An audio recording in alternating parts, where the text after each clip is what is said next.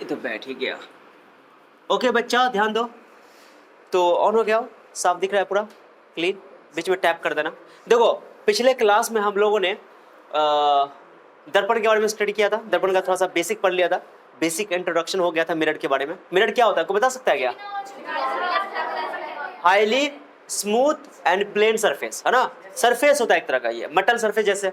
Metal भी एक mirror की तरह कह सकते हो। मेटल का जो सरफेस है मिरर का काम करता है, ठीक है। अब दर्पण के बारे में हो गया। दर्पण जो है चिकना और चमकीला सतह को दर्पण कहते हैं। कोई वस्तु जो जिसका सतह क्या हो, चिकना और चमकीला, जिसमें तुम इमेज देख सकते हो, प्रतिबिंब देख सकते हो, तो उसको दर्पण कह सकते हो। दर्पण को हम लोग के सिलेबस में दर्पण के प्रकार पढ़ने हैं, टाइप्स ऑफ मिरर पढ़ने हैं। तो टाइप्स ऑफ मिरर क्या है सुना। जैसे प्रकार की अगर बात करो, टाइप्स की बात करो, सब बच्चा ध्यान से सुना। ये ऑलरेडी मैंने उस दिन चर्चा किया था। ओके ओके इसमें टाइप्स में क्या करना है, हम लोग को 3 टाइप पढ़ना है। कितना टाइप पढ़ना है? वैसे 2 ही टाइप पढ़ना है, 3 टाइप बोल सकते हो। ओके मैं लिख देता हूँ। एक टाइप पढ़ना है हम लोगों को समतल दर्पण, जिसके बारे में थोड़ा थोड़ा चर्चा हुआ है। ओके समतल दर्पण, जिसको हिंदी में बोलते हैं बाबू प्लेन मिरर। कौन मिरर? Plane mirror. कोई बात नहीं करेगा, ध्यान दो, यहाँ बात कोई नहीं करेगा, बात कोई नहीं करेगा। नंबर 2 इसके बारे में चर्चा हो चुका है। प्लेन मिरर किसको बोलोगे? देखो ये जो बोर्ड देख रहे हो, व्हाइट बोर्ड, ये व्हाइट बोर्ड से लाइट टकरा कर वापस आ रही है। इसमें थोड़ा थोड़ा हल्का हल्का तुम्हारा भी इमेज बन रहा होगा। फोटो बनना हल्का हल्का, मेरा भी बना, हम दिख रहे हैं इसमें।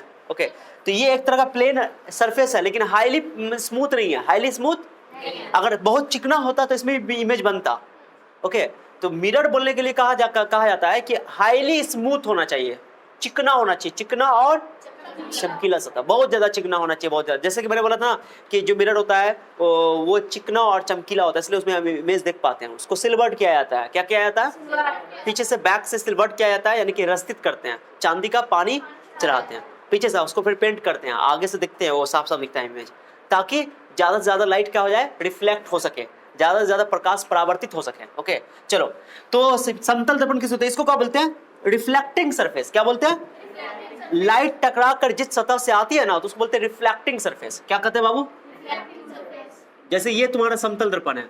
ओके ये मैंने इसे बना दिया, लाइट आएगी, लाइट आई। ओके इसको बोलते हैं आपतित किरण, याद है कि नहीं याद? आने वाली लाइट को क्या बोलते हैं? Incident ray. आने वाली किरण को, जाने वाली को क्या बोलते हैं? रिफ्लेक्ट रे। ये पता है ना? तो जिस सतह पे पड़ा है, बताओ लाइट ऊपर से आएगी, इमेज ऊपर से दिखाई देगा, देखोगे अंदर में, लेकिन इधर से ये तो पेंट किए हुए हो, क्या इधर दिखाई देगा? क्या नहीं दिखाई देगा ना। तो ये रिफ्लेक्टिंग सरफेस ये है कि ये है?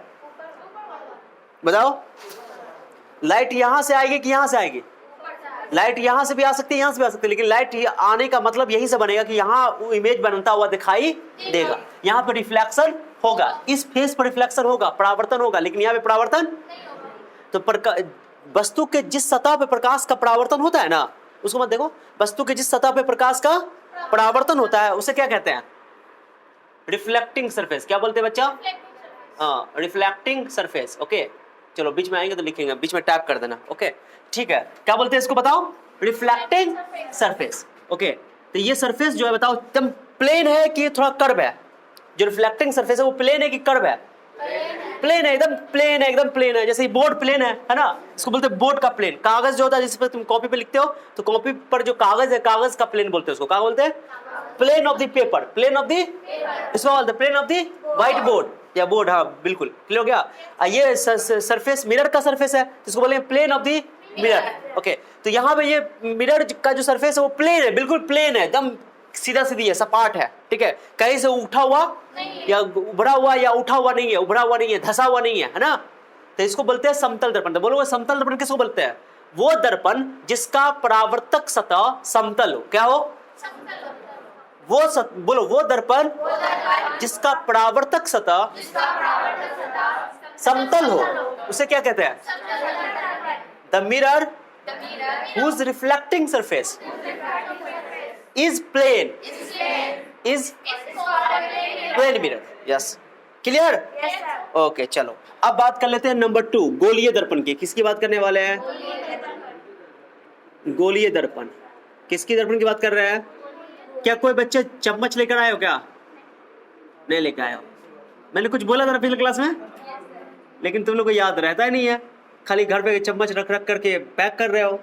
ओके, स्फेरिकल मिरर क्या चीज? Spherical mirrors. ओके, मिरर्स दो तरह का पढ़ेंगे हम लोग इसको, यही हम लोग को सिलेबस में दो पढ़ना है। किसी से झगड़ा नहीं करना कि बताओ दर्पण कितने प्रकार का होता है, मारपीट ओ 3 प्रकार का होता है, कोई 4 प्रकार का होता है, कोई 5, ये सब झगड़ा नहीं करना। हम लोग के एनसीईआरटी के अकॉर्डिंग 2 ही तरह का दर्पण पढ़ना है। एग्जाम में अगर प्रकार आ भी जाता है तो तुमको क्या प्रकार लिखना है? 2 ही प्रकार। एनसीईआरटी जितने दर्पण का प्रकार का चर्चा किया है, वैसे तो क्वेश्चन पूछेगा नहीं, मीनिंगलेस क्वेश्चन है, लेकिन पूछ देता है एनसीईआरटी के हिसाब से आंसर माना जाएगा। ठीक है, दर्पण का प्रकार बहुत है, अलग अलग टाइप से अलग तरीके से उसको बांटा जा सकता है, बहुत तरीके से, बेस अलग अलग है बांटने का, तो उसमें किसी झगड़ा। हाँ, हम लोग को 2 टाइप का पढ़ना है, समतल दर्पण और इसको बोलते हैं स्फेरिकल मिरर्स। अब गोलीय दर्पण किसको बोलेंगे? चलो ध्यान दो, गोलीय दर्पण क्या, इसका चर्चा सुने थे क्या? हाँ, ओके, इसका चर्चा सुने थे स्फेरिकल मिरर। देखो मैं बता रहा हूँ, ये एक स्फेरिकल मिरर जो है, जैसे मैंने बोला चम्मच जो घर में होता है, स्पून स्टील का, नया नया देखो तुम्हारा चेहरा उसमें दिखाई देगा, तो उसका सरफेस कैसा होता है? ऐसा होता है, कर्व होता है कि नहीं होता है, कि प्लेन होता है? कर्व होता है ना, तो उसको बोलते हैं स्फेरिकल मिरर। क्या बोलते हैं? गोलीय दर्पण। जो चम्मच होता है, चम्मच का सतह देखोगे, परावर्तक सतह यानी रिफ्लेक्टिंग सरफेस, वो कर्व होता है। क्या होता है? कर्व मतलब वक्र होता है, वक्र बोलते हैं हिंदी में। ओके, गोलीय होता है, स्फेरिकल होता है, इसलिए हम लोग उसको बोलते हैं क्या चीज? गोलीय दर्पण। तो देखो गोलीय दर्पण जो है, तुम लोगों ने सुना होगा, ये देखो ये हमारे पास एक गोला है, क्या बताओ? गोला है। सब अच्छा ध्यान से सुनो, बड़ा मजा आएगा, बड़ा इंटरेस्टिंग टॉपिक है, आसान टॉपिक भी है। इस चैप्टर में पूरा ये गोलीय दर्पण पढ़ना है केवल। ओके, आगे चलो, ये गोला है, ये सर्किल नहीं बना, गोला है, मैं इसको बना देता हूँ, गोला है, इस सेंटर है, क्या है? अब सुनो अच्छा से, अब इस गोला को मैंने, ये मान लो ग्लासे का है, थोड़ा देर सोच लो, गोला मतलब ग्लास का गोला बना हुआ है पूरा। ओके, इसको काट के 2 टुकड़ा करते हैं। पहले बताओ गोलीय दर्पण क्या होता है, उसको बता दिया, पता चल गया कि वो दर्पण जिसका परावर्तक सतह गोलीय हो, वो दर्पण उससे क्या कहते हैं? क्या समझ में आ रहा है? जिसका परावर्तक सतह समतल हो उसको क्या बोलते हैं? जिसका परावर्तक सतह क्या हो? गोलीय, उसको क्या बोलते हैं? जैसे उदाहरण डेली लाइफ में तुमको कहाँ दिखाई देगा? चम्मच, स्पून, चम्मच जो स्टील का चम्मच होता है, उसको वो तुम्हारा गोलीय दर्पण का अच्छा उदाहरण है, पहचान सकते हो। वो किस टाइप का बताते हैं, टाइप पढ़ने वाले, गोलीय दर्पण कितने टाइप का होता है उसकी, उसी पे चल रहा है। ठीक है, चिंता मत करो। क्या समझ में आ रहा है क्या? तो गोलीय दर्पण वो दर्पण है जिसका परावर्तक सतह क्या है? गोलीय। अच्छा, कर्व नहीं बोलो, कर्व तो जैसे पैराबोलिक मिरर होता है, वो परवलयिक दर्पण होता है, जो चर्चा किया था मैंने पिछले लेक्चर में। तो परवलयिक दर्पण का भी कर्व होता है, लेकिन वो गोल बिल्कुल स्फेयर नहीं होता है, बिल्कुल स्फेरिकल नहीं होता है। ठीक है, पैराबोलिक मिरर कहते हैं, वो अलग पार्ट है। ठीक है, वो हायर क्लास में तुम थोड़ा सा चर्चा करूंगा उसका, मैंने सुनोगे तो। देखो मैंने बोला कि ये मेरे पास एक गोला है, क्या है बताओ? इसको मैंने बीचों बीच काट दिया, एक चाकू से लेकर क्या कर दिया?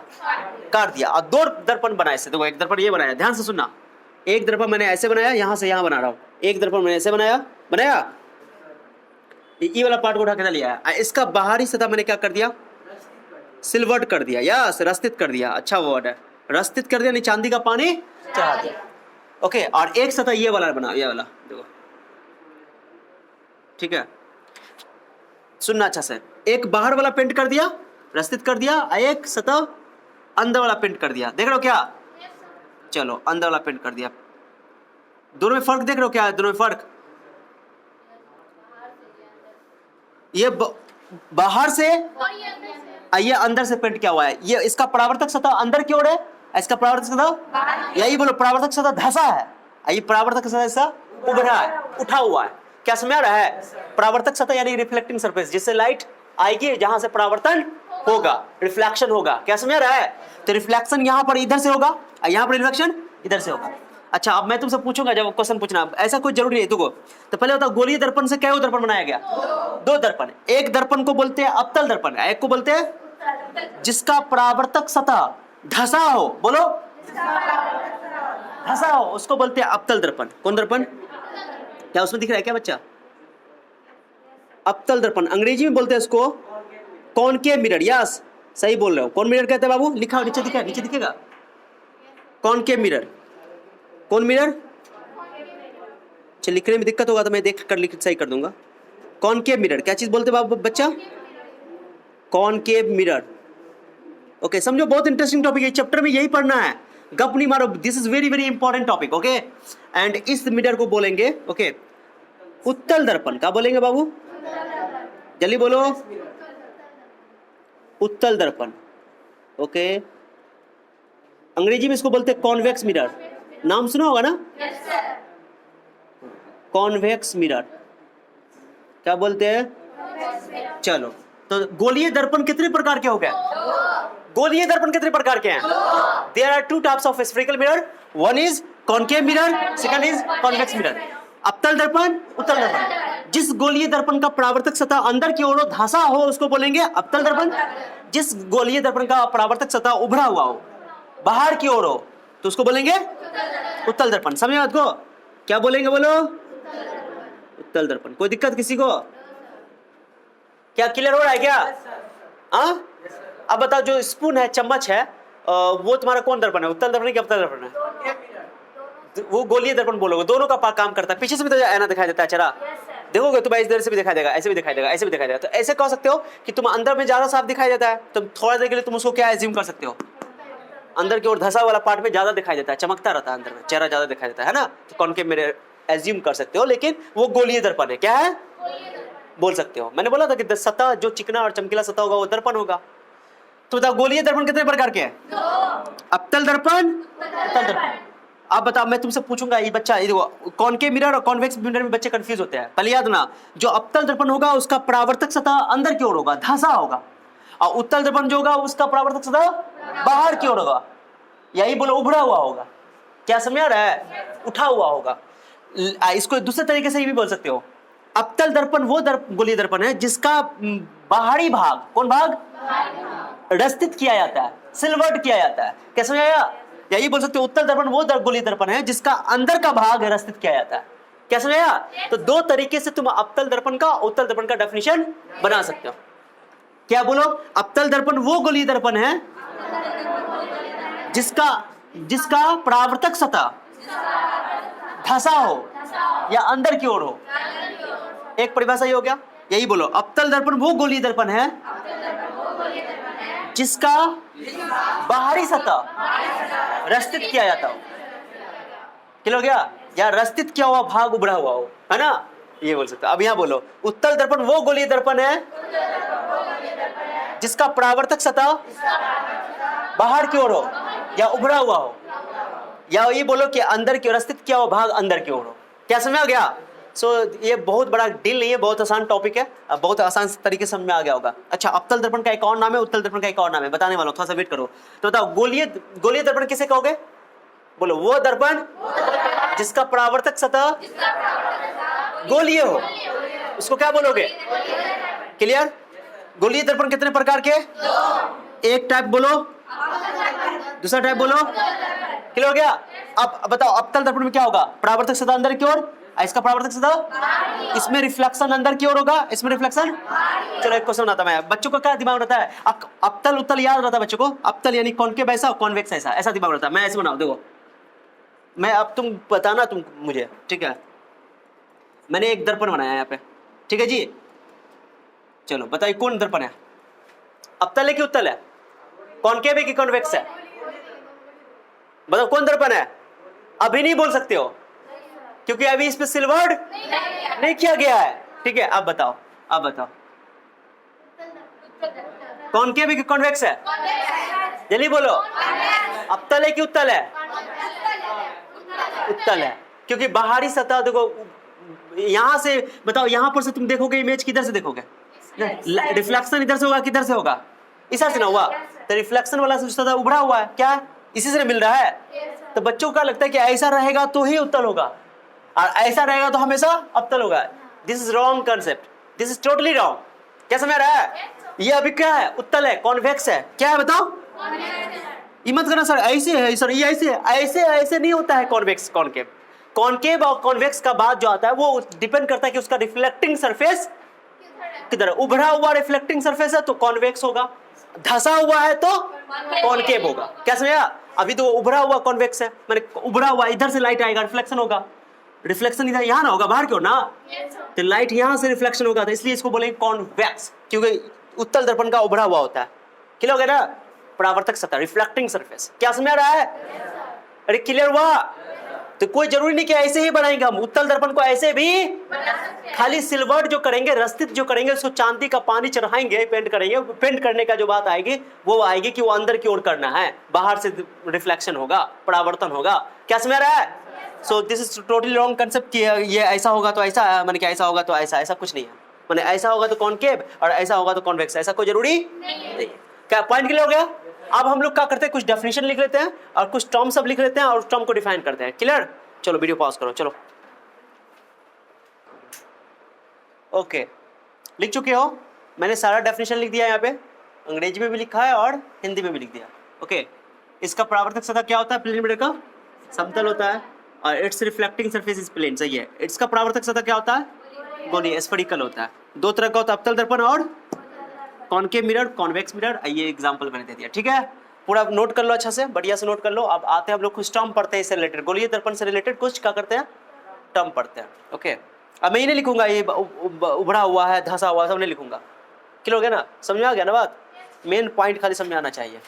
ओके, इसको क्या मैं इरेज कर सकता हूँ? ओके चलो मैं इरेज कर रहा हूँ। ओके चलो, मैं इसी तरह का तुम लोग को हिंदी इंग्लिश दोनों में नोट्स लिखवा दूंगा, चिंता मत करिए। अभी से हमारा जो इस टॉपिक का, इस चैप्टर का जो मोटो है, क्या पढ़ना है? Spherical mirror. क्या पढ़ना है ज़्यादातर? हाँ, सारा पार्ट स्फेरिकल मिरर में पढ़ना है। मैं मिटा रहा हूँ इसको।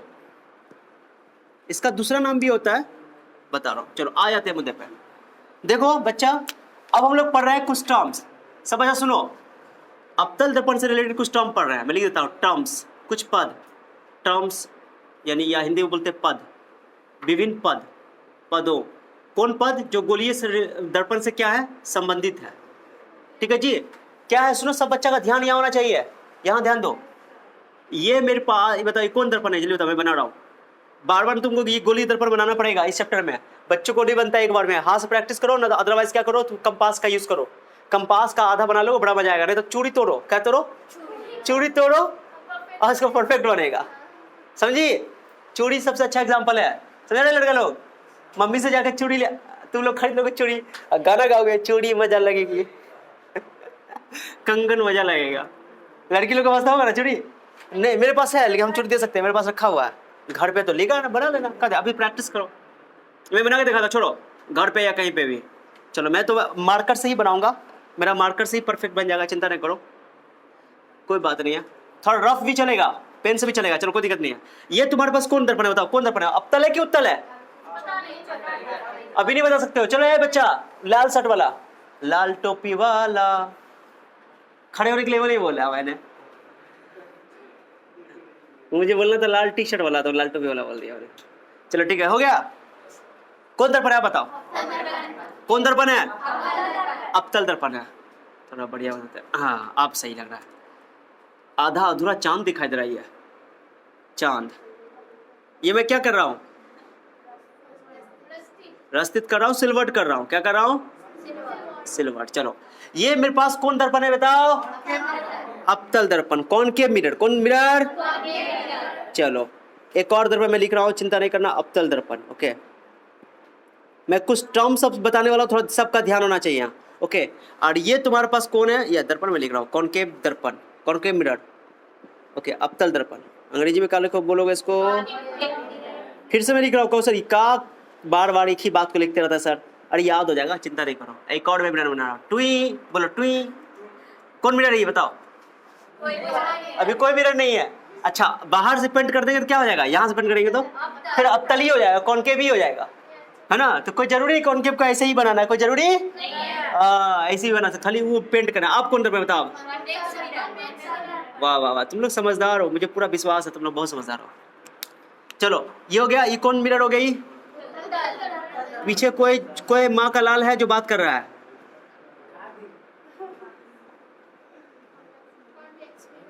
अरे अब्बू का बेटा नहीं हो? अब्बू का बेटा हो कि नहीं हो? चलो ठीक है, आ जाओ मुद्दे पे आ जाते हैं। मुद्दे पे, सीधे मुद्दे पे आ जाते हैं। सुनो अच्छा सा, कुछ टर्म्स हमें बताने वाला हो, समझो, बहुत इंपॉर्टेंट टर्म्स है। अवतल दर्पण में भी, उत्तल दर्पण में भी। सब बच्चा सुनो, बताओ जो ये बना था, ये अवतल दर्पण, उत्तल दर्पण, किसी गोला का बना था ना? किसी गोला का बना था? यहाँ बना रहा हूँ गोला, टुई। हाँ परफेक्ट, बन गया। स्फीयर के लिए बनेगा, स्फीयर है ये, गोला है तो गोला का एक सेंटर होता है, क्या होता है? तो ये भी इसका भी सेंटर होगा, इसका सेंटर किधर होगा? ये वाला का इधर, ये वाला का सेंटर इधर, बनाओ वही सेंटर, वही है, यहाँ लिख रहा हूँ सेंटर, सेंटर लिख दिया।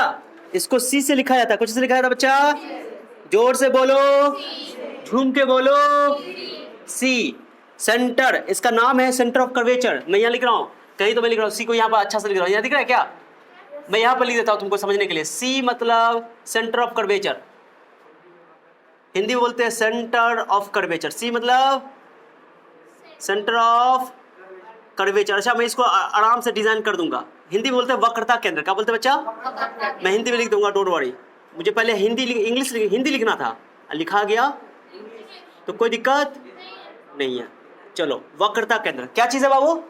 तो इसका भी वक्रता केंद्र होता है, इसका भी वक्रता केंद्र होता है। तो बताओ वक्रता केंद्र क्या है, सेंटर ऑफ कर्वेचर क्या है? तो बोलेगा अवतल दर्पण का वक्रता केंद्र से क्या मतलब है? तो बोलोगे अवतल दर्पण जिस गोला से बना है, जिस गोला से, उस गोला के केंद्र को क्या बोलेंगे? ठीक है, वक्रता केंद्र क्या है? तो कैसे बोलोगे? वक्रता केंद्र अवतल दर्पण या उत्तल दर्पण का वो पॉइंट है जिससे वो बना है, यानी कि अवतल दर्पण या उत्तल दर्पण जिस गोला से बना है, जिस गोला से, उस गोला के केंद्र को क्या बोलते हैं? वक्रता केंद्र। कोई दिक्कत? चलो अब डेफिनेशन नहीं लिखना है, जरूरत नहीं है। अब बताओ इस दर्पण देख रहे हो, इस दर्पण का क्या परावर्तक सतह है? रिफ्लेक्टिंग सरफेस है, इसका रिफ्लेक्टिंग सरफेस है। बताओ रिफ्लेक्टिंग सरफेस है तो ऐसा करते करते बीच में कहां पर होगा? तो बीचों बीच सरफेस कहां पर होगा? रिफ्लेक्टिंग सरफेस का बीचों बीच पॉइंट, मिड पॉइंट, मध्य बिंदु कहां पर होगा? मध्य बिंदु, मिड पॉइंट। इस दर्पण का, इस दर्पण के रिफ्लेक्टिंग सरफेस का, कौन सरफेस का? परावर्तक सतह का मध्य बिंदु, मिड पॉइंट कहां पर होगा? बताओ मिड पॉइंट यहां पर होगा, यहां पे, ये ना, अरे इसका यहाँ सबसे बीच वाला भाग ये ना है। तो ये बिंदु कैसा बिंदु है बताओ? तो कौन बिंदु है? ये बिंदु इस दर्पण के परावर्तक सतह का मध्य बिंदु है, इस दर्पण के परावर्तक सतह का मध्य बिंदु है, माने इस मिरर के रिफ्लेक्टिंग सरफेस का मिड पॉइंट है, मिड पॉइंट है। क्लियर हो गया? इसको बोलते हैं पोल। क्या बोलते हैं बच्चा? बोलो जल्दी बोलो, क्या बोलते हैं? जल्दी बोलो, पोल। अंग्रेजी में क्या बोलते हैं इसको? ध्रुव, और हिंदी में बोलते हैं पोल, ध्रुवा। क्लियर? कोई डाउट? पोल समझ आया? बताओ पोल क्या है, मेरे साथ रिपीट करो, बोलो दर्पण के परावर्तक सतह के मध्य बिंदु को पोल कहते हैं। कोई डाउट? समझ आ रहा है क्या? चलो इसका भी पोल होगा क्या? कोई डाउट किसी को? पी मतलब पोल, सी मतलब centre of curvature, centre of curvature, त्रिज्या, वक्रता केंद्र, सॉरी वक्रता केंद्र, वक्रता मतलब मुड़ा हुआ, ऐसे गोल, ऐसे कर्व है ना, इसलिए इसका नाम रखा जाए वक्रता। वक्रता कहीं पर रहेगा तो मुड़ा हुआ है ना, कर्व। क्या बुझ रही हो सारे बच्चे? सुनो सारे बच्चे, अब वो लाइन सुनना सब बच्चा, मैं यहाँ पर देखो आर पर कर रहा हूँ, सब बच्चों का ध्यान यहाँ से बड़ा बड़ा इंपॉर्टेंट लाइन बना रहा हूँ। वाह मजा आ गया सर, एक के बारे में बना दिया आप। ये जो लाइन मैंने खींचा ना, ये वो लाइन है जो सी और पी से पास कर रहा है, सी और पी से पास कर रहा है। ये वो लाइन है जो सी और पी से बोलो, वो लाइन जो सी और पी से पास करता है, इसको बोलते हैं प्रिंसिपल एक्सिस। क्या हो गया? प्रिंसिपल एक्सिस, अक्ष, प्रधान अक्ष बोलते हैं, मुख्य अक्ष बोलते हैं, वो तो नाम है इसका। तो मैंने बोला देखो, मैं लिख रहा हूँ पीसी, पीसी मैंने इस पे एरो लगा दे रहा हूँ, ऐसे ऐसे लिख दो, ऐसे एरो, एरो मतलब लाइन, लाइन, ओके। तो पीसी एक रेखा है, लाइन है, ओके। चलो इसको बोलते हैं मुख्य अक्ष। क्या बोलते हैं बच्चा? अब हिंदी लिख रहे हैं सर, क्या आपका समझ में नहीं आता सर? मुख्य अक्ष अंग्रेजी में बोलते हैं प्रिंसिपल एक्सिस। क्या बोलते हैं? हिंदी में इसको एक और नाम है प्रधान अक्ष। कौन अक्ष? प्रधानाचार्य, श्रीमान प्रधानाचार्य, सुनते नहीं हो? मुख्य अक्ष इंग्लिश में क्या बोलते हैं इसको? अंग्रेजी में क्या बोलते हैं? Principal axis, okay. समझ लो, प्रिंसिपल एक्सिस, ओके। पीसी रेखा को मुख्य अक्ष, पीसी एक रेखा है, बोलो वह रेखा जो दर्पण के वक्रता केंद्र और उसके ध्रुव से होकर पास करता है, होकर गुजरता है, उसे क्या बहुत टफ है? अरे लाइन तो ऐसे भी पास कर सकता था ना, ऐसे भी तो कर सकता था, लेकिन एक ही लाइन होगा जो पी और सी से, एक ही लाइन होगा, उससे ज्यादा लाइन और ये बुझेगा ना, मजा नहीं आ रहा है। तो लिखा, बोलो मुख्य अक्ष क्या है? एक रेखा है। मैंने एरो डबल जो बढ़ाया उसमें क्या लिखा है? रेखा, रेखा। वो रेखा जो पी और सी से पास करता हो। क्लियर हो गया? मुख्य अक्ष, प्रिंसिपल एक्सिस। क्लियर हो गया? चलो अब सब बच्चों का ध्यान यहाँ होना चाहिए, बहुत इंपॉर्टेंट बात बताने वाला हूं मैं, बहुत इंपॉर्टेंट बात बताने वाला हूं, बहुत इंपॉर्टेंट बात बताने वाला हूं। चलो ठीक है, सुनो। पी और सी के बीच की कुछ ना कुछ दूरी होगी ना। अगर ये सर्किल होता है, ये मान लो कि सुनो सुनो, ये क्या हुआ तेरा वादा, ये देखो, ये इसको क्या बोलते थे हम लोग सर्किल में या स्फीयर में, क्या बोलते थे? रेडियस बोलते थे ना। याद आया थोड़ा थोड़ा? धुंधली धुंधली यादें होंगी 9th क्लास की, याद है? 10th में पढ़ेंगे इसको। रेडियस बोलते हैं, त्रिज्या। क्या बोलते हैं? तो यहाँ पर भी ये आर होगा, यहाँ से तो क्या होगा? तो जो पीसी बराबर है, देखो पीसी आर है, देखो ये पीसी रेखा है, ये पीसी रेखा खंड है। क्या समझ रहा है? मैं इसके ऊपर ऐसे देता हूँ, ऐसे समझा जाओगे? पीसी क्या होता है? पी और सी के बीच की दूरी को बोलते हैं त्रिज्या। ओके, लेकिन इस त्रिज्या के लिए एक टर्म लगा देंगे। क्या लगा देंगे बताओ? जल्दी बोलो, क्या नाम बोलेंगे? बोलो जल्दी बोलो, बोल दो ना जरा। वक्रता त्रिज्या, अंग्रेजी में बोलते हैं radius of curvature, curvature sorry. क्या सर अंग्रेजी का एकदम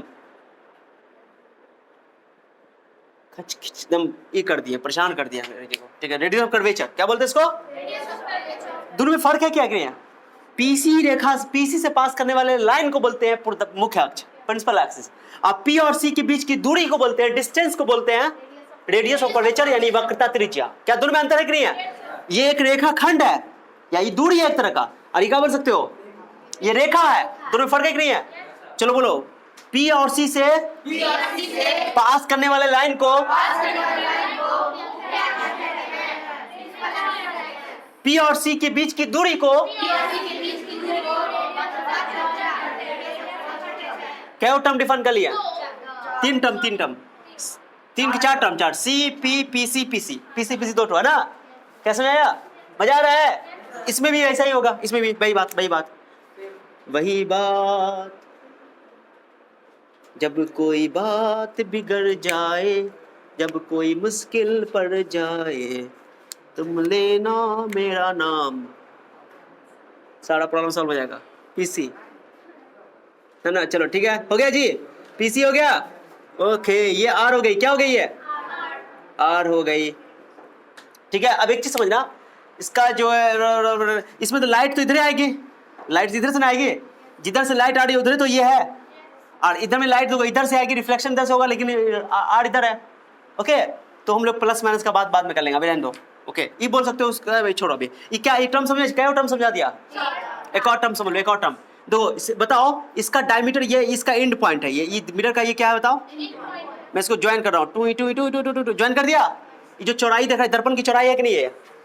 मैक्सिमम डायमीटर बोलते हैं इसको, डायमीटर। क्या बोलते हैं? इस डायमीटर को बोलते हैं ना ना ना ना ना ना ना ना बाबा ना ना ना द्वारक। क्या बोलते हैं इसको? अंग्रेजी में बोलते हैं अपर्चर। क्या बोलते हैं इसको? दर्पण की जो चौड़ाई होती है, डायमीटर होती है, मिरर की जो डायमीटर होती है ना, उसको क्या बोलते हैं? अपर्चर। जितना ज्यादा अपर्चर होगा उतना चौड़ा दर्पण होगा। क्लियर हो गया? जितना कम अपर्चर होगा उतना कम चौड़ा दर्पण होगा। क्या समझ आ रहा है क्या? तो इसको अपर्चर, इसका अपर्चर कहां होगा? क्या समझ आ गया? तो ये अपर्चर कहलाता है। Point clear? बोलो जोर से।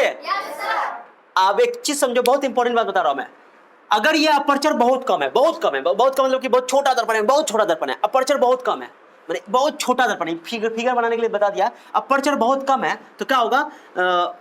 एक टर्म अभी हम लोग डिफाइन करने वाले, फोकस और मुख्य फोकस दूरी। क्या चीज बताओ? पी और सी के बीचों बीच वाला कौन पॉइंट होगा? पी और सी के बीचों बीच, एकदम बीचों बीच नहीं, आर तो दूरी है ना। पी और सी के बीच का पॉइंट बोल रहा हूं, तो दूरी है। आर क्या है?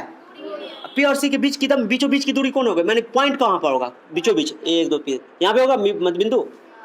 तो पी और सी के बीच का जो पॉइंट होगा, मतलब मिड पॉइंट होगा, उसको बोलेंगे एफ, कैपिटल एफ। ये सही डेफिनेशन नहीं है, लेकिन सही डेफिनेशन इसके बाद वाला लेक्चर में आएगा। लेकिन अभी याद ना कि पी और सी के बीच वाले पॉइंट को, मिड पॉइंट को बोलते हैं फोकस, मुख्य फोकस बोलते हैं। लेकिन इसको क्या बोलते हैं? मुख्य फोकस। Okay, principal focus. क्या बोलते हैं इसको? प्रधान फोकस भी बोल सकते हो। ओके, फिर से सुनो अच्छा से। पी और सी, तो पी और सी के बीच की दूरी को आर कहेंगे। पी और सी के बीच की दूरी को क्या बोलोगे? यहां से लेकर के यहां तक की दूरी को क्या बोलोगे? आर। क्लियर? आर समझ आ गया? पी और सी के बीच की दूरी को क्या बोलेंगे? आर। आर दूरी है, वक्रता त्रिज्या, रेडियस ऑफ कर्वेचर। और P और C के बीच के पॉइंट को, मिड पॉइंट को, P और C के बीच के मध्य बिंदु को, मिड पॉइंट को बोलते हैं फोकस। ओके, F क्या होता है? F क्या? फोकस। मुख्य फोकस हिंदी में बोलते हैं मुख्य, अंग्रेजी में बोलते हैं प्रिंसिपल फोकस। कौन फोकस?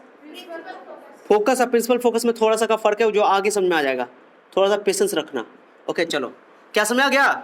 ऐसा करते नहीं, ब्लैक कलर से ना लिख करके ब्लू कलर से नहीं, मिक्स हो जाएगा। अंग्रेजी में क्या बोलते हैं इसको? बोलो जल्दी बोलो। नहीं आवाज आ रहा है, क्या समझ आया? बताओ प्रिंसिपल फोकस क्या है? पॉइंट है। क्या है? पॉइंट है। भैया भाई देखो पॉइंट लिख रहा हूं, पॉइंट है। सी भी क्या है? पॉइंट है। पी क्या है? पॉइंट है। पीसी क्या है? रेखा है। पीसी क्या है? रेखाखंड है, उसके बीच की दूरी। समझ आया?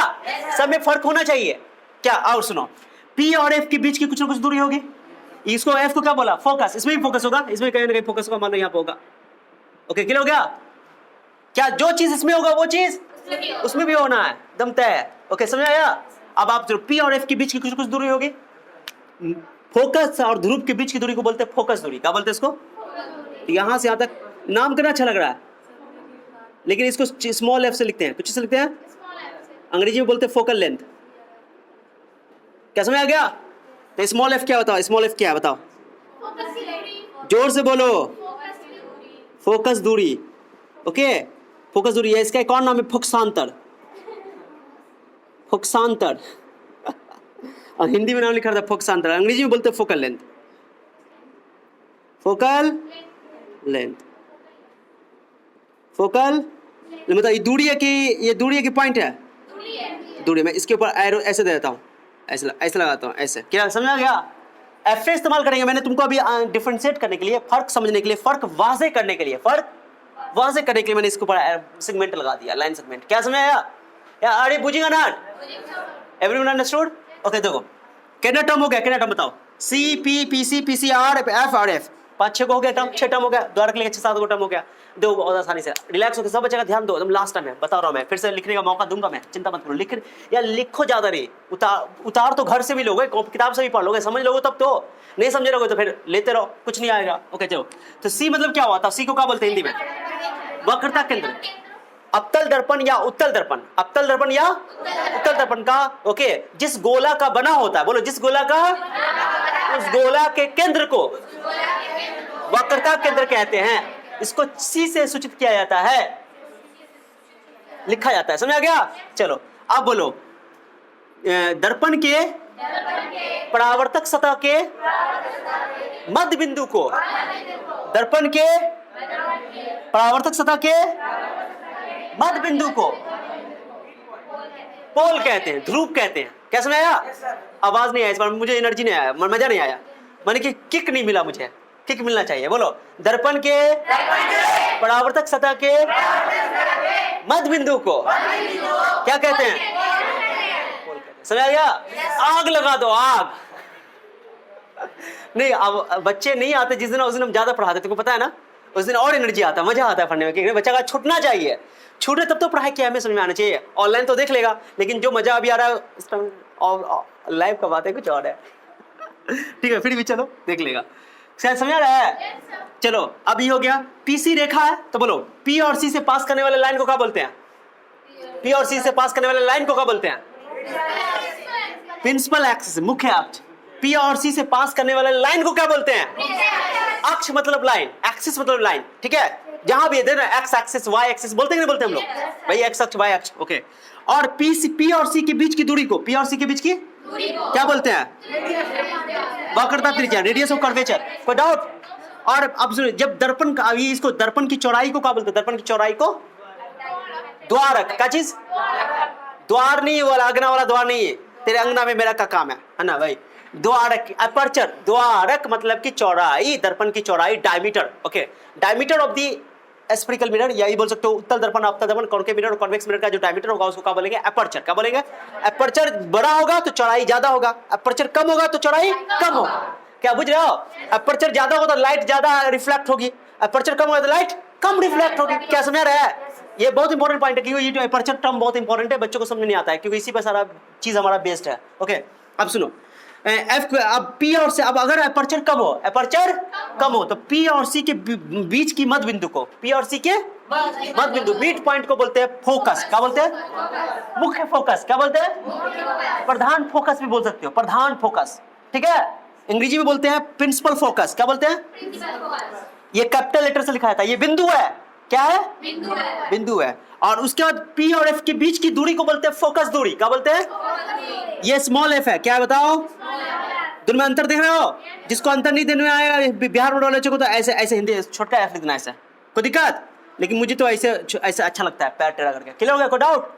इसको बोलते हैं फोकस दूरी। क्या बोलते हैं? Focal length. क्या क्लियर? चलो अंग्रेजी बोलो, सेंटर ऑफ कर्वेचर सी, एक पॉइंट है, पोल पी क्या है? एक पॉइंट है, और प्रिंसिपल एक्सिस क्या है? एक लाइन है।